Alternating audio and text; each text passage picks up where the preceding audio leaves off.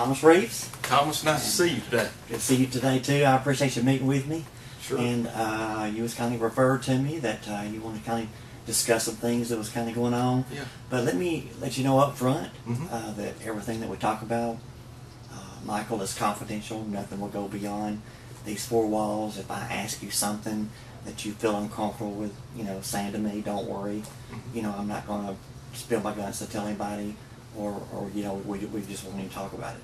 Just whatever that you're comfortable with, I want you to feel comfortable with it. Okay. Can my mom come in? My mom can't come in. It's just you She's and me. She's here with me. It's just you and me. Well, maybe I'll get to meet her after this. Okay. The main thing is I want you to feel comfortable. Sure. Know this confidential. Okay. And I care about you. I am a pastor, and this is a Pentecostal church. And we respect your belief, your cultural beliefs. But I think from a previous session, you talked about that you did know the Lord, right? Right. I accept the Lord as a child. As a child, Sure that's did. great.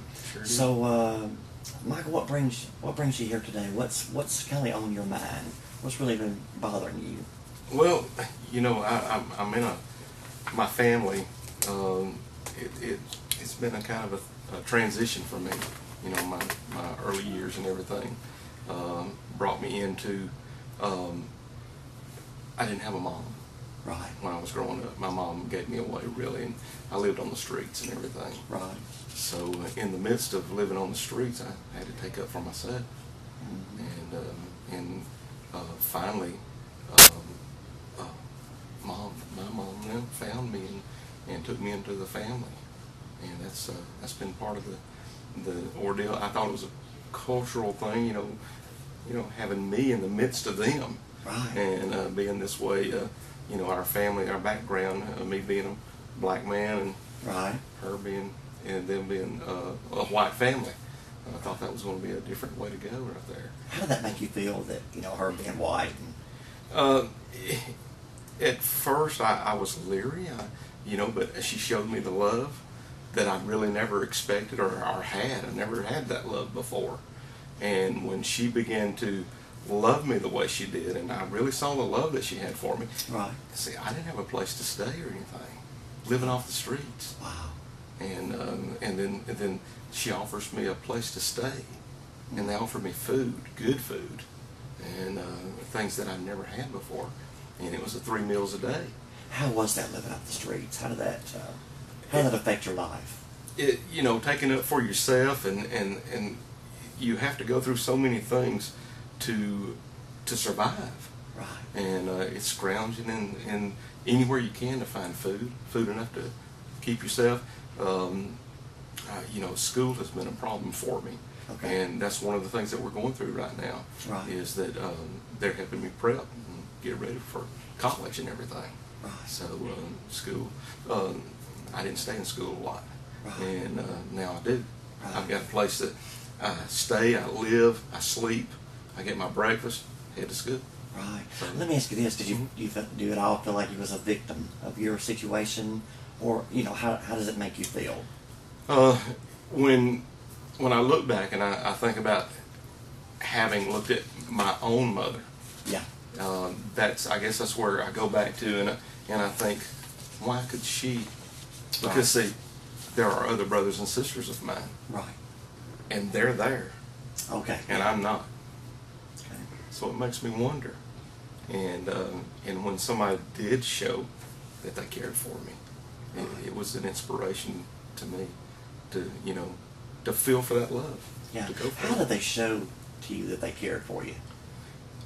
First thing, I have my own room. Wow. I have my own That's bedroom, cool. man. I have my own bedroom. And you were in and out of foster homes, weren't you? In and out of foster homes, and part of the time I ran away. So, not staying in those foster homes all the time. Right. And so there I was. I had my own room, had my own bed. Didn't have to share with anybody because that was mine. Mom said it was mine. Yeah, that's my good. room. Yeah, That's sure it good. was. And so that made a difference to me. And it's something I have never in my life had my own room until now. Wow. Yeah. Now you mentioned to me that, of course, they took you in and Yes. loved you, Yeah. and basically the athletic club had been looking at you as far as collegiately. Sure. And Yeah. because you've turned out to be a dynamic football player, from what I understand, Yeah. and are really good at what you do. And but this enforcer lady, you mentioned to me last time that she approached you, and did you begin to question her, or what? How did that make you feel? I was uncomfortable when I went in the room with her.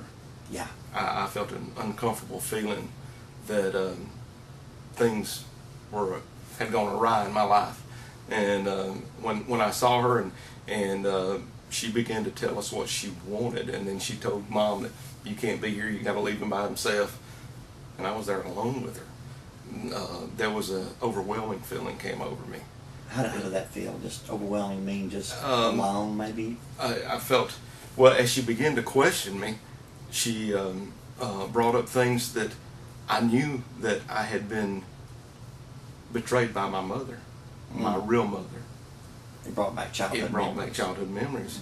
And then as she began to question me and tell me that they're using me, that Mom is using me, Okay. then I Mrs. started. Toohey. Yeah, Mrs. Yeah. Toohey. Wow. When she told me that Mom was using me for the good of the college. Did you believe her?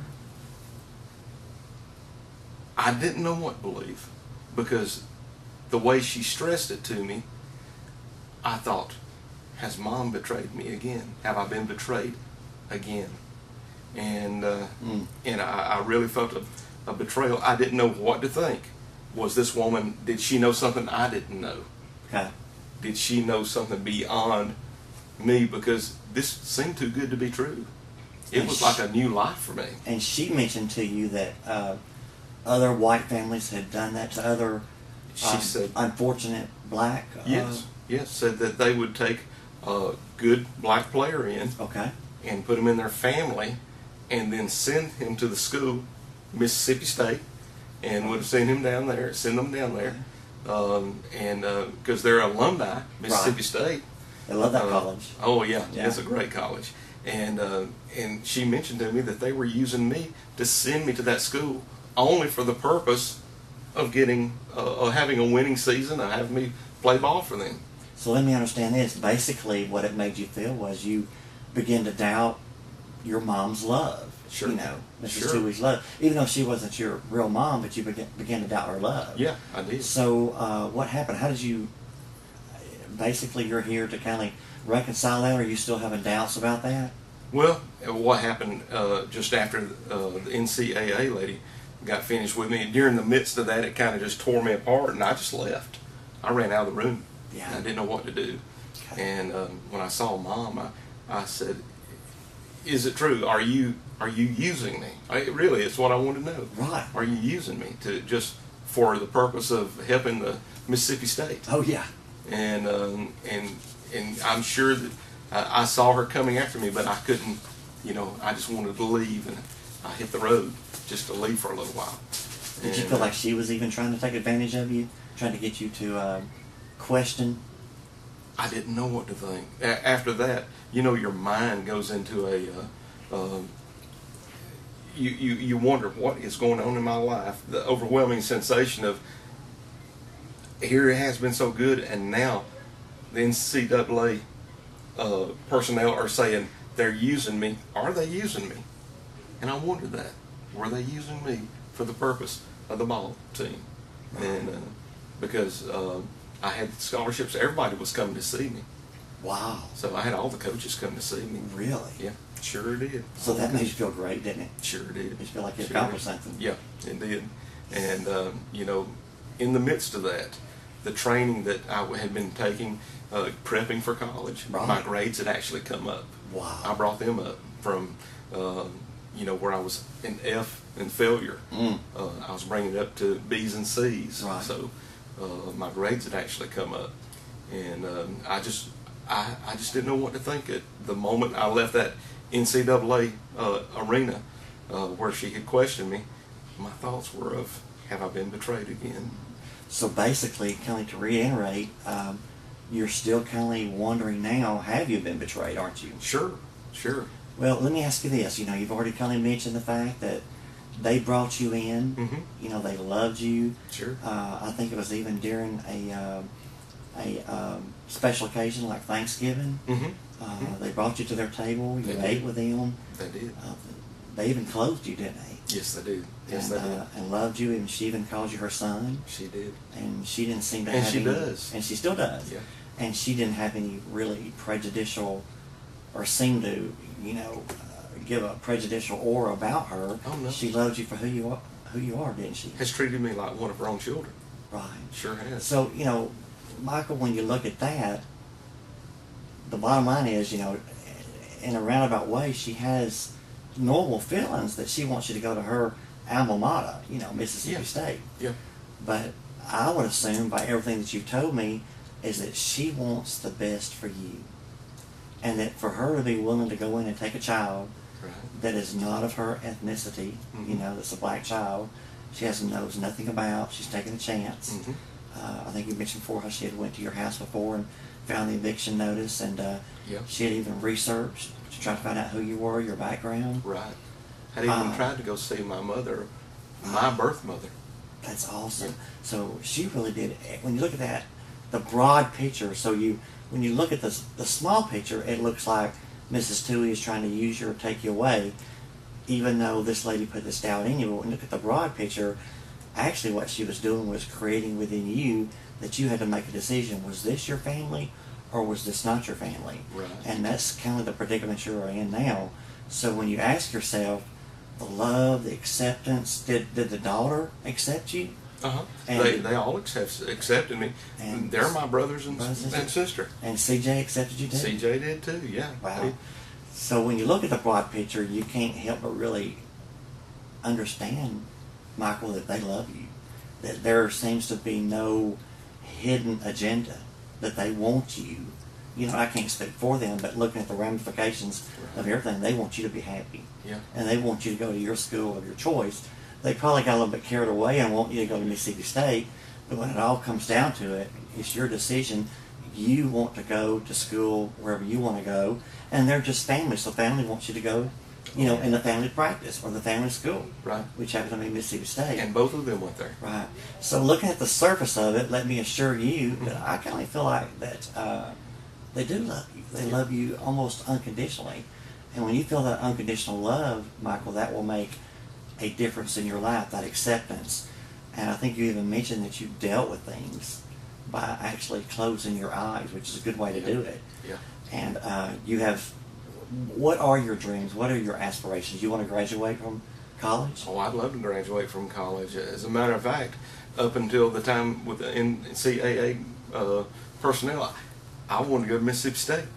And then, now that came up, it just, I didn't know what to do.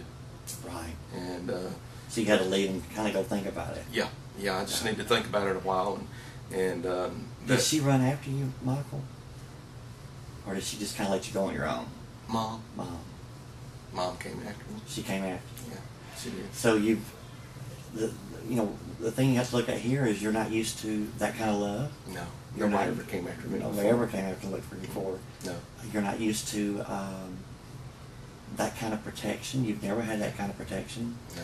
And I think you even mentioned to me that you scored 98% in the percentile Sure did. Of protection. And you do love CJ, don't you? Yeah. You have a little brother named CJ? Nobody's going to touch him. Yeah, and they even got you a driver's license. Sure did.